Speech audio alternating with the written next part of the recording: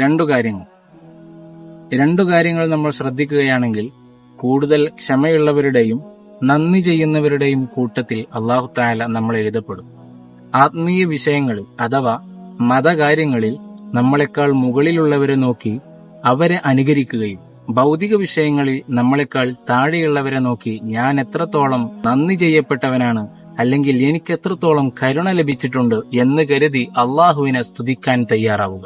ഇത്തരക്കാര് നന്ദി ചെയ്യുന്നവരെയും ക്ഷമയുള്ളവരെയും കൂട്ടത്തിൽ അല്ലാഹു തആല എഴുതപ്പെടും. രണ്ടാമത്തെ ഒരു വിഭാഗം എന്ന് പറയുന്നത് ആത്മീയ വിഷയങ്ങളിൽ അഥവാ മതവിഷയങ്ങളിൽ അവർ താഴേക്ക് നോക്കും, ഞാൻ എത്രത്തോളം നല്ലവനാണ് എന്ന് ചിന്തിക്കുന്ന ഒരു പ്രത്യേകതരം ആളുകൾ. അതുപോലെ തന്നെ ഭൗതിക വിഷയങ്ങളിൽ അവർ മുകളിലേക്ക് നോക്കും, എന്നിട്ട് എനിക്കൊന്നും ലഭിച്ചിട്ടില്ല, ഞാൻ എവിടെയും എത്തിയിട്ടില്ല എന്ന് കരുതി ഒരുപാട് ദുഃഖങ്ങൾ മനസ്സിൽ കൊണ്ടുവരും. ഇവരെ കുറിച്ച് മഹാന്മാര് പറയുന്നുണ്ട്, അല്ലാഹു തആല ക്ഷമയുള്ള ആളുകൾ അതുപോലെ തന്നെ നന്ദി ചെയ്യുന്ന ആളുകൾ ഇവരുടെ കൂട്ടത്തിലൊന്നും ഇവർക്ക് സ്ഥാനമില്ല. ഇത് ഞാൻ പറഞ്ഞതല്ല, അബ്ദുല്ലാഹി ഇബ്നു അംർ റളിയല്ലാഹു അൻഹു നിവേദനം ചെയ്യുന്ന ഒരു ഹദീസിലുള്ളതാണ്.